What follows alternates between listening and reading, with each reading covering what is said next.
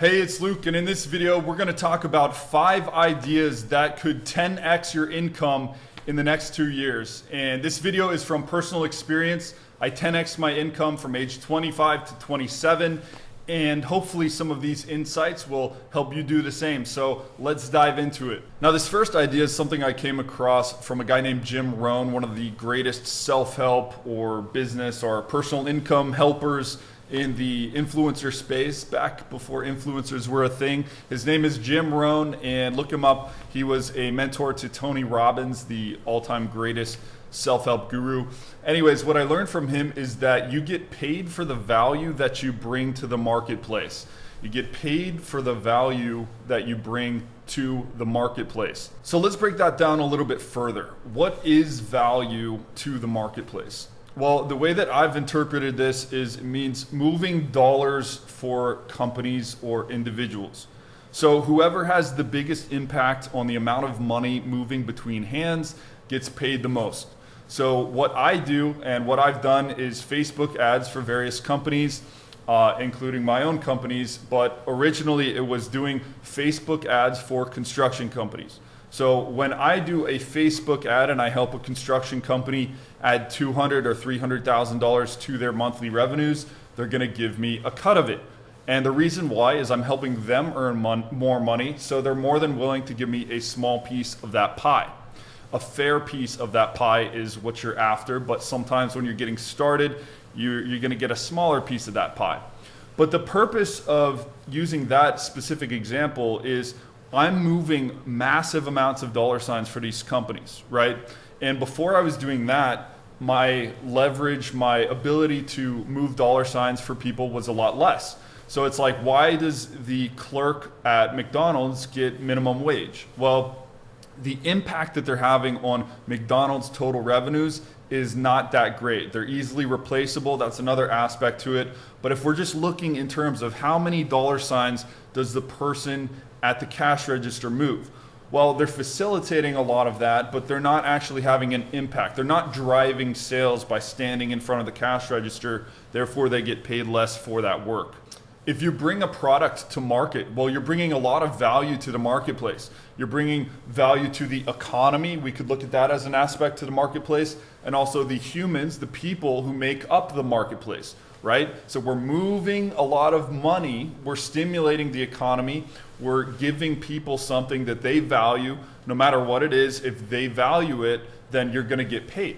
In case you're not in business, let's break that down a little bit further. So if you're a musician or an entertainer of some type, OnlyFans, whatever, you're bringing value to the people, right? A musician brings value. He brings entertainment to the listener. They get to vibe with it, check out, escape the reality with the music. Same thing with movies. If you are an OnlyFans girl, you're providing value to the lonely men out there or whatever, right? So you're providing value, and you're going to stimulate the economy by exchanging value for dollars. So let's just hammer this home. You don't get paid for the time that you work. You get paid for the value that you bring to the marketplace.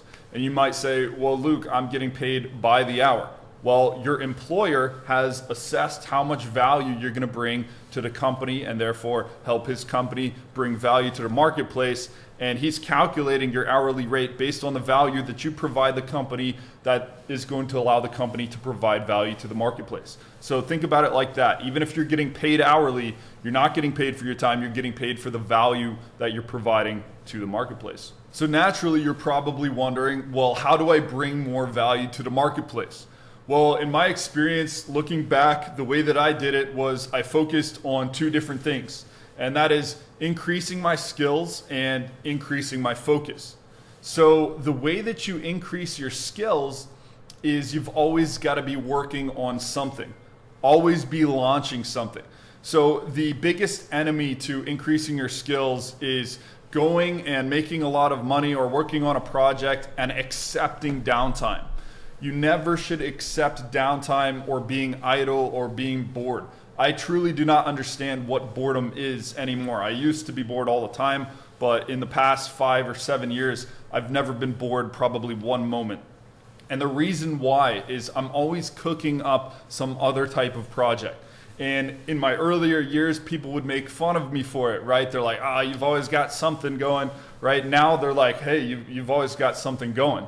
And it's a different little shift, but the reason why I've always got something going is, one, I'm genuinely excited about launching new things, but the other reason why I'm doing that is it's a strategy. And the strategy is to be always adding skills to your skill stack. So for example, let's take a graphic designer who's been charging like $1,000 per project. He just keeps getting word of mouth referrals who they are telling the referral that they paid $1,000 per project, right? And they just keep going and doing $1,000 here, trading time for money, and they never really increase their fees, and they never really book out because they haven't added the skill of sales and marketing. So if they were able to generate new projects from a cold audience, let's say if they were able to run Facebook ads and generate graphic design projects, they might be able to charge 2, 3, 5 times as much for the same type of project because they are booking themselves out. There's a increased demand for themselves. They've learned how to market themselves and show off their graphic design in a way that attracts people to come in and want to pay them more. Now, the way that you get focus is by eliminating distractions. It's not something that you do, it's something that you do not do. For example, it's not getting into a laser-like focused flow state like everyone's trying to tell you to get to. It's more so turning off all the notifications on your phone, throwing your phone, putting it in a drawer in another room of the house.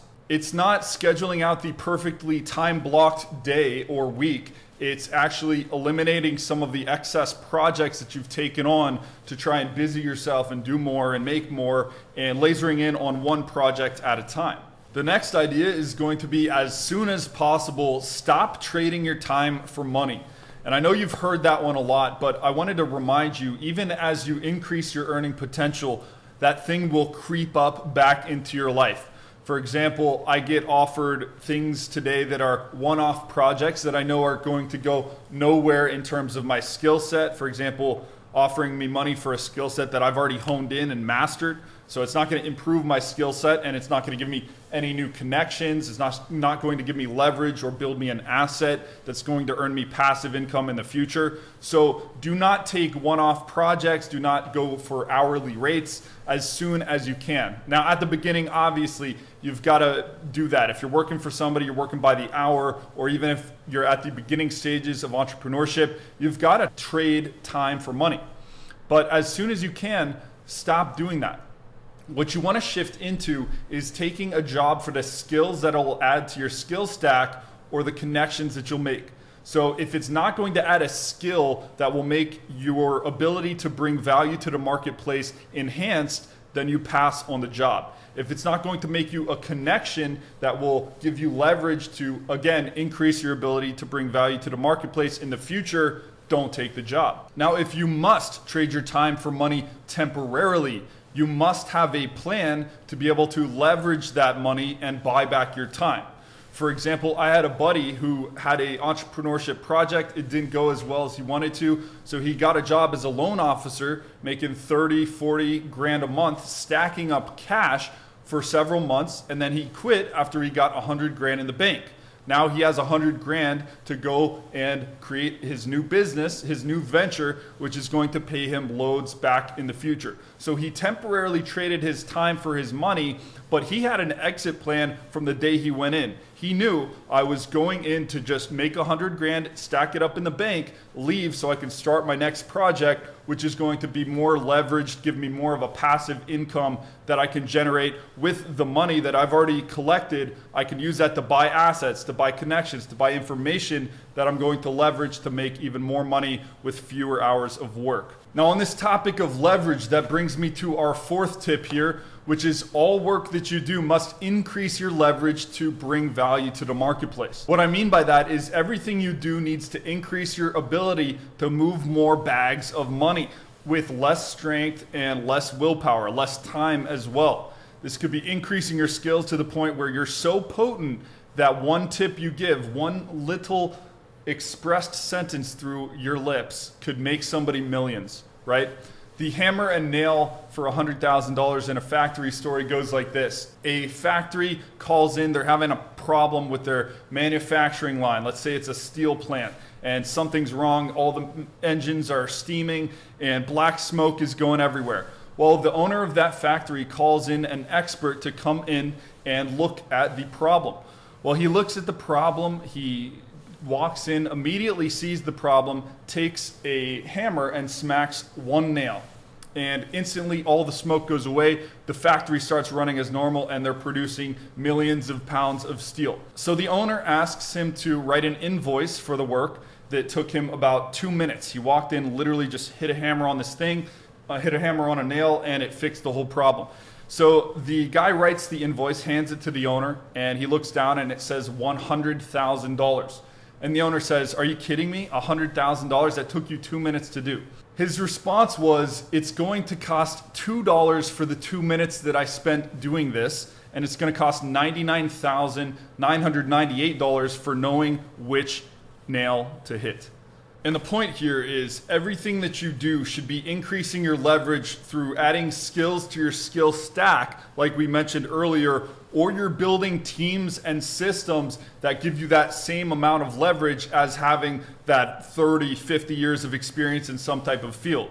So for example, you could enter a market if you've built an amazing system and you can just plug it and play it into any certain company. It's going to help them make more dollar signs, bring more value to the marketplace. Well, then your system is going to give you amazing leverage, right? This is the example of building an amazing software for an industry that needs a lot of help in some specific area. Let's say you're building a software for real estate agents to generate leads or manage the listings that they have. This is going to add a lot of value. And since that's a very wealthy industry, it's going to move a lot of dollar signs, bring a lot of value to the marketplace, and you're going to get paid a lot for that software. So leverage can come from skills, it can come from experience, it can come from assets, teams, softwares, books, anything. So all of your work, just keep that mental framework. Ask yourself when you're about to engage in this work or take on a new project, engage in a new deal, is this going to give me leverage for my future work? All right, now I saved the absolute most important point for the last one, and this is that you must master sales. If you haven't heard this a million times already, you probably haven't been watching or reading any business books, but I'm going to give you a different spin on it. So no matter what you do, you need to sell it or sell yourself to generate more income, to bring more value to the marketplace.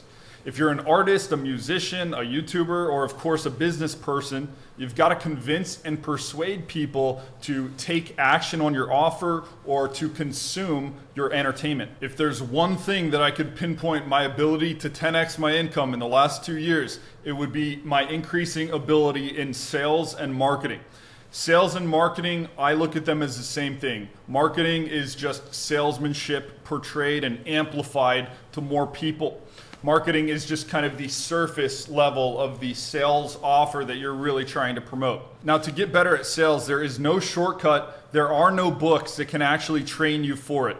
It's something you have to jump into the deep end for. And I recommend if you are an entrepreneur and you've got a project or you are some type of artist and entertainment value producing type person, you just dive in right now and start practicing selling something. Increasing your sales skills will help accurately portray yourself in the best light, even if it's simply an interview trying to get a job that you want. So do everything that you can to increase your sales. Jump into the deep end. Sure, read all the books, but really the experience is found by just going out and trying to bring something that you've created to another human being and showing them the value of it, showing it in the best light, highlighting the benefits of it, skipping over the features, skipping over the story of how you created it and how amazing you are and all the thought and time that you put into it, and just talking about how this thing is going to benefit the person's life or the business's life or the business's value to the marketplace. So I hope you liked this video. I hope it brought some value to you. And if you like this type of content, go ahead, like the video, subscribe, and share it if you think somebody else would get value from it. I'll see you on the next video, and thanks for watching.